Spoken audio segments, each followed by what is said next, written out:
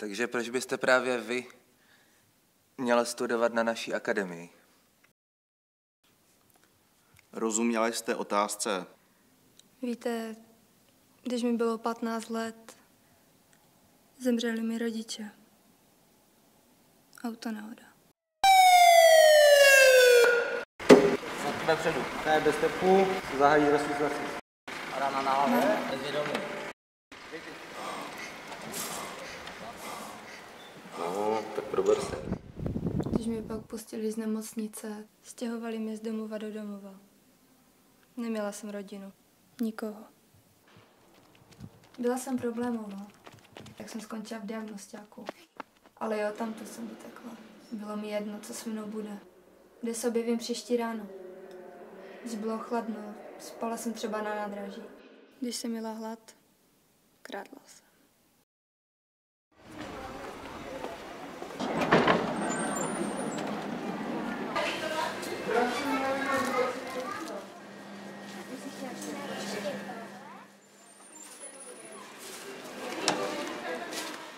Občas mě chytili, ale bylo mi to jedno.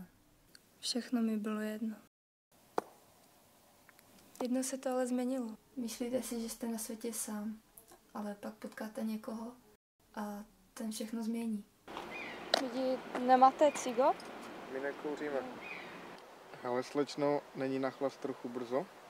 To ti může být úplně jedno, no. Hej, neměla bych jít za ní? Asi jo. Jo, asi jo. No.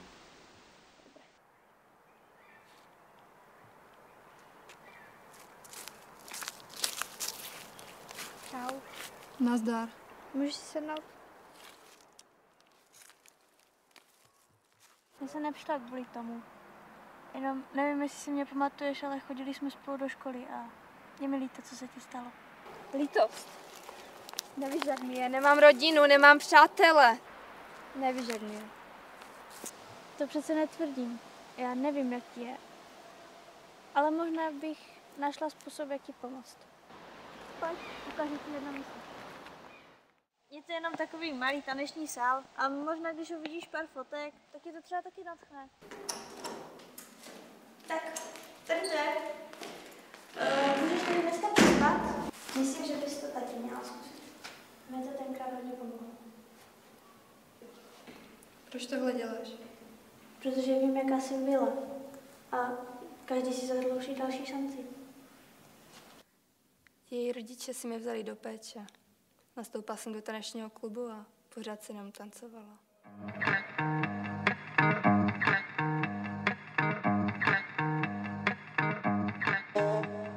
Ze začátku mi to moc nešlo. Bolelo to.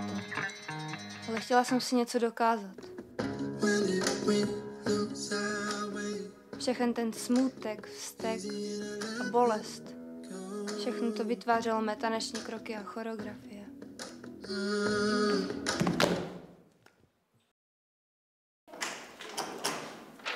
Čau, tohle myslím, že tu mám něco přesně dobrá. Ne, tohle nezvládnu. Vždyť tančím jen chvíli. Jestli by si tam měl někdo dostat, tak si to ty. Přemýšlej o tom.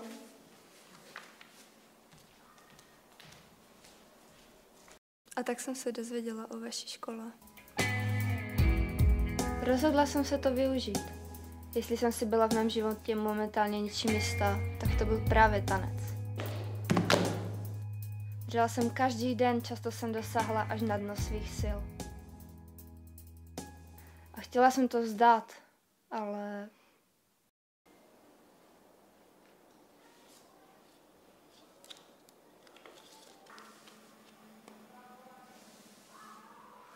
Kvůli vám to dokážu.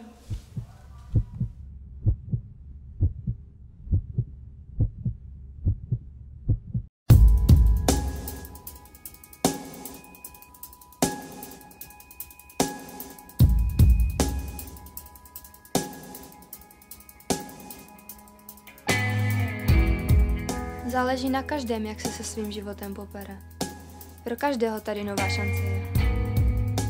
Jen se to nesmí vzdát.